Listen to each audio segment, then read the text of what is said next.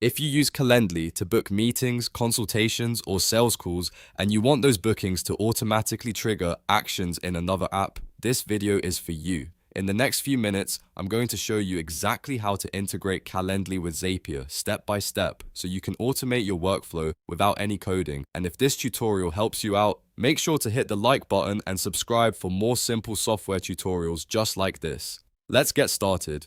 First, log into your Zapier account. If you don't already have one, you'll need to create an account first because Zapier is the platform that connects Calendly with thousands of other apps. Once you're inside your dashboard, look for the Create button and click it. This is where you start building a new automation. After that, choose Zaps.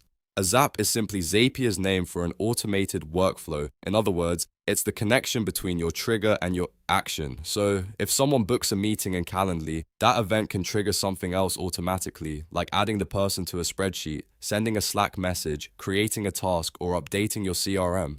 Now you'll move into the trigger step. This is the first and most important part of the setup, because the trigger is what starts the automation.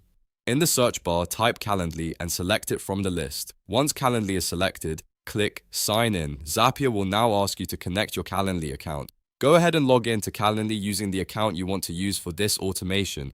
After you sign in, you'll need to click Authorize so Zapier can access your Calendly data. This permission is necessary because Zapier needs to detect new events, bookings, or cancellations depending on the trigger you choose. Next, you'll see a list of Calendly trigger events. This is where you decide what should start the Zap. For example, you might choose an event like invitee created, event scheduled, or another Calendly trigger depending on what you want to automate.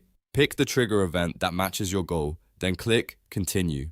Zapier will now ask you to test the trigger. Click Test Trigger so Zapier can pull in a recent Calendly event and make sure your connection is working properly. If the test returns data successfully, that means Calendly is connected correctly and Zapier can read your booking information. Once the trigger test is complete, click Continue again. Now it's time to choose your action app. This is the second part of the automation and it's what happens after Calendly fires the trigger.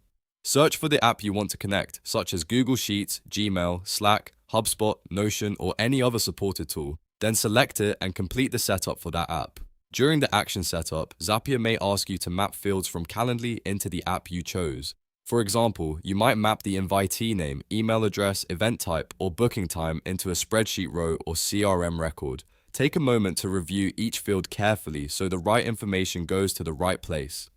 After the action is connected and configured, Zapier will give you one final chance to review the workflow. Make sure the trigger and action both look correct. If everything is set up the way you want, click Publish to turn the Zap on, and that's it. You've now integrated Calendly with Zapier and created an automated workflow that saves time and reduces manual work. From this point on, your Calendly bookings can automatically trigger the next step in your process every time someone schedules with you.